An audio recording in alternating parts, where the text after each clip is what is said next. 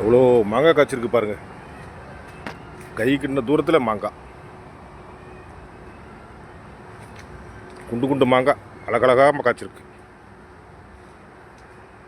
கிளிமூக்கு மாங்காய் சூப்பராக இருக்குல்ல. இந்த பக்கம் பார்க்கலாம்.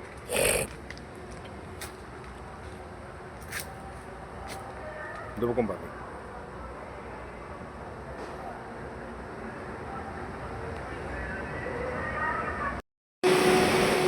வணக்கம் உறவுகளே.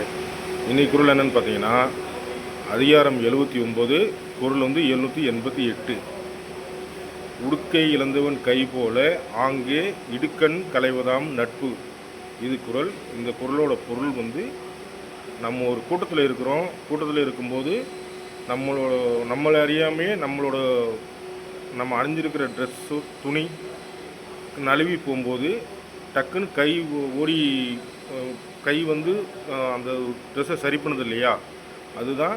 அதே போல் நம்ம நண்பனுக்கு எதுவும் ஒரு பிரச்சனைன்னா அவன் சொல்லாமலே நம்ம பார்த்து அவனுக்கு அந்த நட்பை நம்ம சரி பண்ணிக்கணும். இதுதான் இந்த குரலோட பொருள். மீண்டும் நாளைக்கு வேறொரு குரலோட உங்களை சந்திக்கிறேன். பை. வணக்கம் சொந்தங்களே. இன்றைக்கி ஒரு சின்ன கதை. என்ன கதைன்னா, பொள்ளாச்சிக்கு பக்கத்தில் ஒரு ஜமீன்தார். அந்த ஜமீன்தாருக்கு ஆண் குழந்தைங்க தான் இருக்குது, பெண் குழந்தைங்க யாரும் இல்லை. இது ஒரு நாள் இப்படியே போயிட்டுருக்கும்போது முருகன் பழனி முருகன் ஜமீன்தார் கனவுல எனக்கு நீ ஏதாவது பண்ணு அப்படின்னு சொன்னவும், சரின்னு அவர் தோப்புலேருந்து வாழைத்தோப்புலேருந்து ஒரு 10,000 வாழைப்பழம் பஞ்சாமிரத்துக்காக பழனிக்கு கொடுத்துட்ருக்காரு. சரின்னு டிரைவர்கிட்ட கொண்டு போய் கொடுத்துருவா அப்படின்னு சொல்லி கொடுத்தோன்னே டிரைவரும் எடுத்துகிட்டு வண்டியை கிளம்பி வந்துட்டாங்க. வர்ற வழியில் நெய்க்காரப்பட்டின்னு ஒரு ஊர் இருக்குது.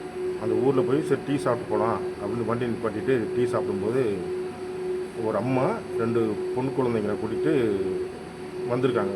அந்த டிரைவர்கிட்ட எனக்கு கையில் காசு இல்லை, ரொம்ப பசியாக இருக்குது அப்படின்னு சொன்னோன்னே, காசு கட்டுறதுக்கு காசு என்கிட்ட எதுவும் இல்லைம்மா, நான் பழம் தர்றேன்னு சொல்லி அந்த 10,000 பழம் இருக்கு இல்லையா, அதுலேருந்து ஒரு 3 பழத்தை மட்டும் எடுத்து அந்த பொண்ணுங்கள்கிட்ட கொடுத்துட்டு வந்துட்டாப்புல.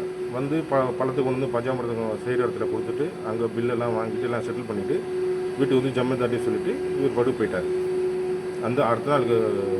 அடுத்த நாள் ஜமீன்தார் திரும்பவும் கனவுல முருகன் சொல்லியிருக்காரு, நீ கொடுத்து அமிச்ச 3 பழம் எனக்கு வந்துருச்சுப்பா, ரொம்ப சந்தோஷம் அப்படின்னு சொல்லியிருக்காரு. உடனே ஒரு ஷாக்கு.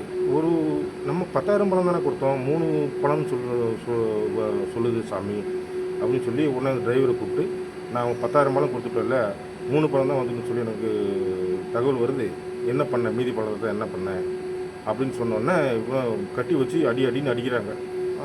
அடிக்கும்போது தான் சொல்கிறாரு, இது மாதிரி நான் போனையா போய் போகிற வழியில் டீ சாப்பிட்டேன். அப்போ ஒரு அம்மா என்கிட்ட இது மாதிரி பணம் நான் ஒரு 3 பழம் கொடுத்தேன் அப்படின்னு சொன்னோன்னே இவருக்கு அப்போ தான் தோணியிருக்கு, ஓ சரி தப்பு இங்கே தான் நடந்திருக்கு. அந்த 3 பழம் நம்ம அன்பளிப்பாக கொடுத்த 3 பழம் தான் கடவுளுக்கு போய் சேர்ந்துருக்கு, மீதி பழமெல்லாம் எங்கே போச்சுன்னு தெரியல அப்படின்னு உணர்ந்திருக்காரு. இதை ஏன் சொல்ல வரேன்னா, கடவுள் அருள் எப்பயுமே எல்லா இடத்துலையும் இருக்கும். கடவுளை நம்புகிறவங்களுக்கு இது நல்லதே நடக்கும் அப்படிங்கிறது தான் எனக்கு மனசில் பட்டுச்சு. உங்களோட பகிரணும்னு தோணுச்சு, பகிர்ந்தேன். பிடிச்சிருந்தா நெக்ஸ்ட் வீடியோவில் பார்க்கலாம். பாய்.